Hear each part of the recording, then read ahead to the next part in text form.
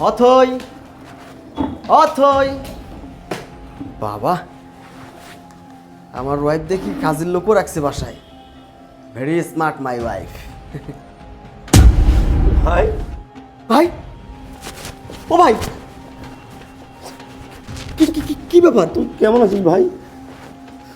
আমি তো ভালো আছি, কিন্তু তুমি কেন আমার বাসায় চাকরের কাজ করতেছো? তুমি কেন ফ্লোর মুছতেছো ভাই? ভাই রে, এটা তো আমার প্রতিদিনের কাজ ভাই। শুধু ফ্লোর মোছা না রে ভাই, বাড়ির বাজার করানো, রান্না করানো, এমনকি তোর স্ত্রী গোসল করে কাপড় চোপড় রাখে সেগুলো কাছে দেওয়ানো। আর প্রতিটা রাতে আমাকে দিয়ে তোর বউ আটো পায়। তুই আমার কোন নির্যাতনে রেখে গেলি রে ভাই? আমি এই জন্য কি তোকে মানুষ করেছিলাম? ভাইয়া তুমি সব কি বলছো? তুমি আমার বাসায় ফ্লোর মোছো, ফ্লোর ঝাড়ু দাও, বাজার করো, তুমি এই একটা অচল প্রতিবন্ধী মানুষ, তুমি তুমি নিজে রান্না করো, আমার ওয়াইফ গোসল করে বাথরুমে কাপড় চোপড় ফেলে রাখে, সেটা তোমাকে কেচে দিতে হয়, আবার প্রত্যেক রাতে ওর হাত পা চাপাই দিতে হয়। ও ভাইয়া, তুমি আমার কাছে মিথ্যা বলছো, বলো না ভাইয়া। হ্যাঁ, আমার বউকে তোমার সঙ্গে এত বড় অন্যায় করতে পারে ভাইয়া, বলো? আমি একজন প্রতিবন্ধী ভাই, আমি তোকে মিথ্যা বলছি না। আমি সবসময় চিন্তা করতাম কেউ একজন যদি আসে আমাকে ফোনটা দিয়ে বলতো তোর ভাইয়ের সঙ্গে কথা বল, তাহলে হয়তো তুই জানতে পারতি। তোর বউ না বাজার আমার ঠিকই পাঠায়, কিন্তু সঙ্গে লোক দেহে, আমি জানি তোর সঙ্গে যোগাযোগ করতে না পারি। কি বলো ভাইয়া তুমি এসব? যে মানুষটা সব সময় তোমার কথা আমার কাছে প্রশংসা করে, জানো ভাইয়া না খুব ভালো। ভাইয়া ভাইয়া সব সময় আমার খেয়াল রাখে। ভাই তোমার সম্পর্কে ও আমার কাছে এত কথা বলতো যে আমি ভুলেই গেছিলাম তোমার সঙ্গে আমার কথা বলা দরকার। কিন্তু এর তলে তলে তোমার সঙ্গে এত নির্মম অত্যাচার করে, এটা তো আমার জানা ছিল না। এই প্রতিবন্ধীর বাচ্চা, এখানে কার সাথে দাঁড়িয়ে দাঁড়িয়ে কথা বলিস? এই নে কাপড়গুলো ধুয়ে দে।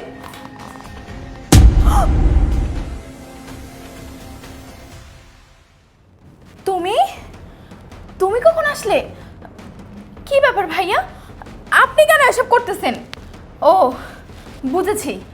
জানো, আমি ভাইয়াকে কত নিষেধ করেছি যে ভাইয়া আপনি কেন এসব কাজ করেন, আপনি শুয়ে বসে রেস্ট করবেন, তা না আজকে দেখছেন আপনি রিপনের সামনে এসব কাজ করলেন।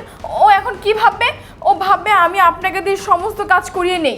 আমি আপনাকে কত নিষেধ করেছি, আপনি তো আমার কথা শোনেন না। তুমি আমাকে ভুল বোঝো না, ভাইয়া ইচ্ছা করে এমন করে। মিথ্যাবাদী, ছলনাময়ী, কাল নাগিনী, খুব দারুণ অভিনয় জানিস তো তুই। মানে হ্যাঁ, কি কি তুই তো দারুণ অভিনয় জানিস। আমি আমি কি করছি? ভাই, তুই তো আমার কথা দিয়েছিলি যে বিদেশে যাওয়ার পরে আমি নাকি হব এই ভাষার রাজা, কিন্তু রাজা হতে পারলাম না ভাই। আমি আমি চাকর, এই ভাষার চাকর। এই কি লেখা ছিল আমার কপালে?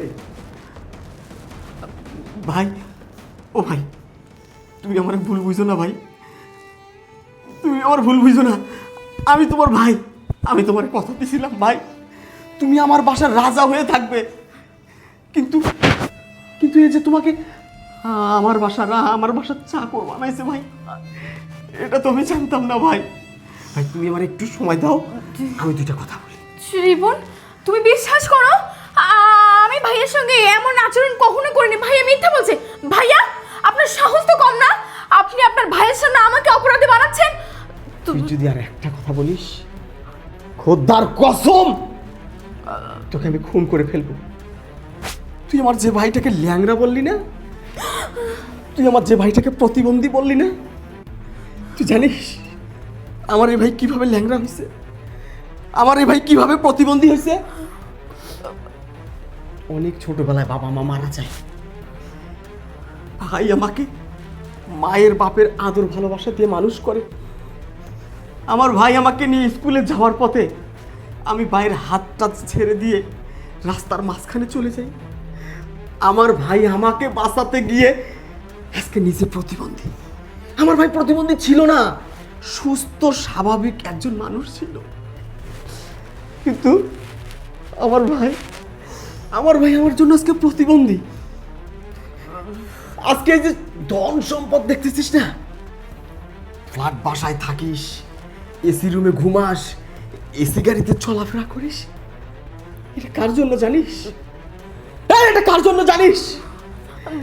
এই ল্যাংড়া এই প্রতিবন্ধীটার জন্য।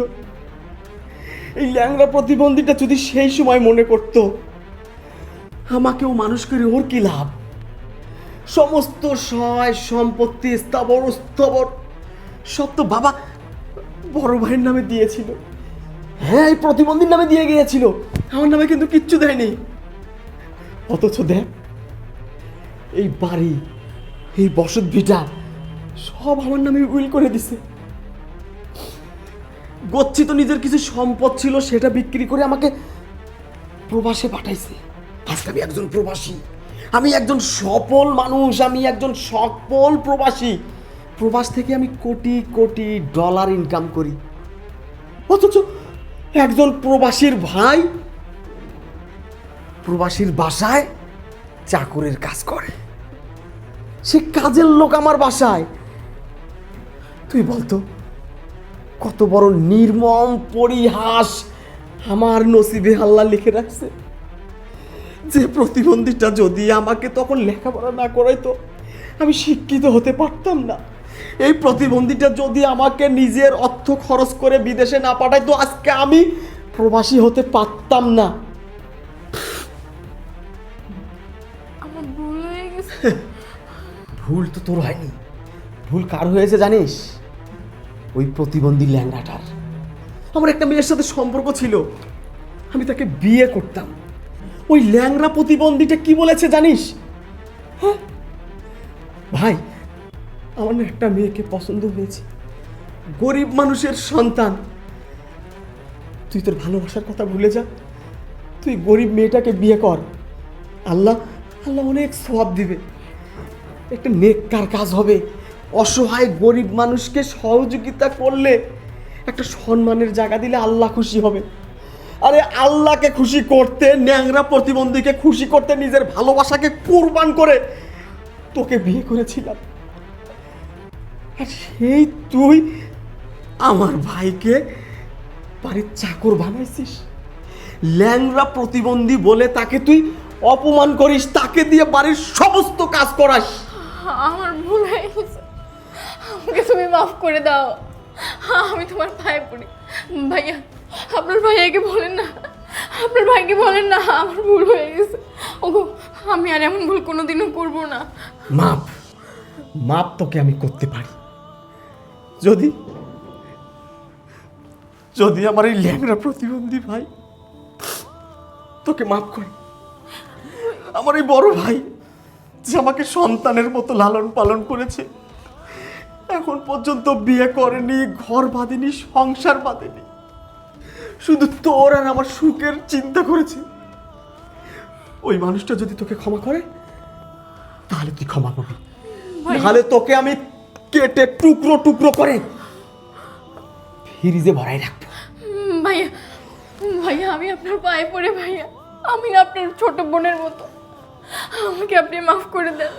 আমি যা করেছি আপনার সাথে অনেক বড় অন্যায় করেছি, আমি আপনার কাছে হাত জোড় করে ক্ষমা চাচ্ছি, আপনি আমাকে মাফ করে দেন। বলো ভাইয়া, বলো। ও তো আমার ছোট বোনের মতো, ওকে তুই ক্ষমা করে দে ভাই। আমার ভেতরে আর এতটুকু দুঃখ নেই রে ভাই, তুই আছিস, আমি এতেই শান্তি। দেখেছিস, তুই দেখেছিস মহত্ব কাকে বলে, তুই দেখেছিস উদারতা কাকে বলে, তুই দেখেছিস কলিজা কত বড় হলে এইরকম কথা মানুষ বলতে পারে।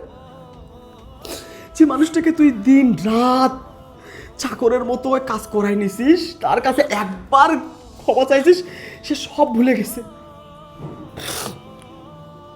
অথৈরি, আমি এবারের মতো তোকে ক্ষমা করলাম।